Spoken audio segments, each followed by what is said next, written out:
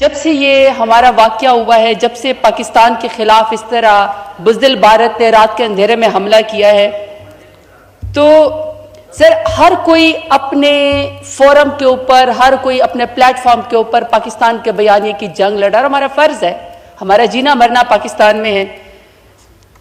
हमें सबसे पहले अपने जो मीडिया है, पाकिस्तान की मीडिया का किरदार है, उसको अप्रिशिएट करना चाहिए कि उसने कोई जनूनियत नहीं दिखाई, कोई गलत इमेजेस नहीं दिखाए, कोई अपनी तरफ से उन्होंने खबरें नहीं दिखाई, बड़ी रिस्पॉन्सिबिलिटी का मुकाबला किया।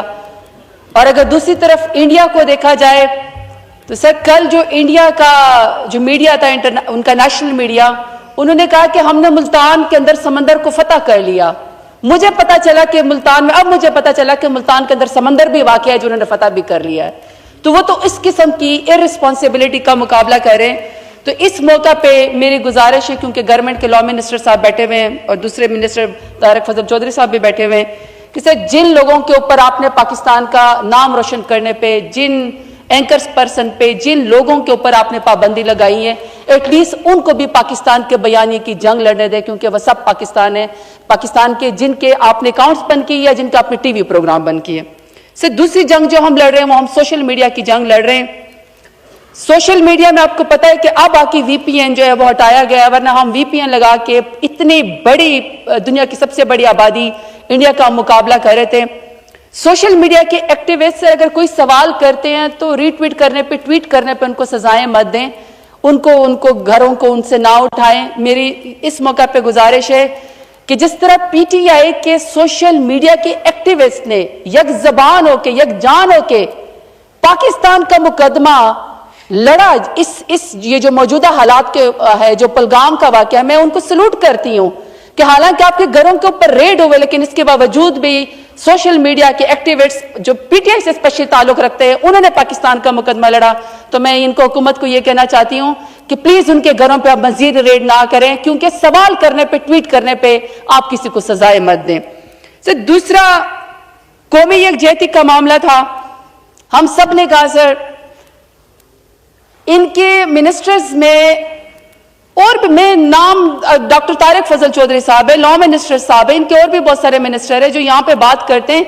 हम सख्त बात करते हैं क्योंकि हम पे 3 साल से सख्ती गुजर रही है, जुल्म और जबर हमारे साथ हो रहा है, ये हमारी बात सुन लेते हैं। लेकिन सर पाकिस्तान का मुकदमा है, दहशतगर्दी का शिकार पाकिस्तान है।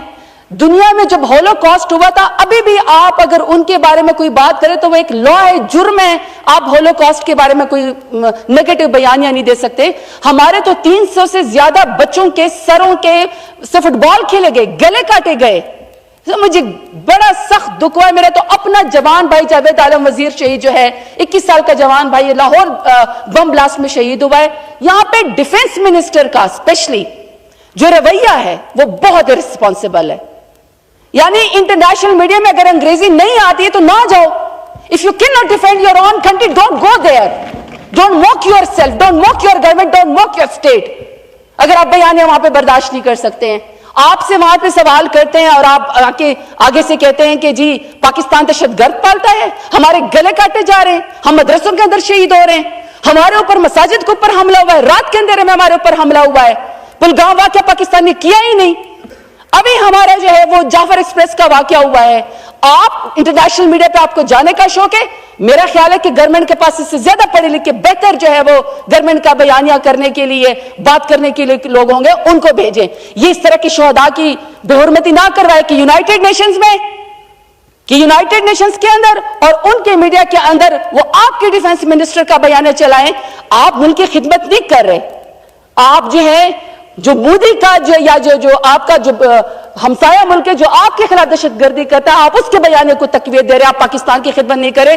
तो मेरी लॉ मिनिस्टर साहब से, चीफ व्हिप साहब से इनसे ये दरख्वास्त है कि प्लीज नहीं सर मैं I am parliamentary leader sir, मुझे 2-3 टाइम दें। तो सर इस तरह की थोड़ी रिस्पॉन्सिबिलिटी करें। सर तीसरा मेरा है कि मिलिट्री कोर्ट्स का उस दिन वाकया हुआ है। सर दुनिया में इवन अफ्रीकन ममालिक युगांडा के अंदर भी इंटरनेशनल उसमें यह खत्म हो गया कि आपके सिविलियंस का ट्रायल नहीं हो सकता।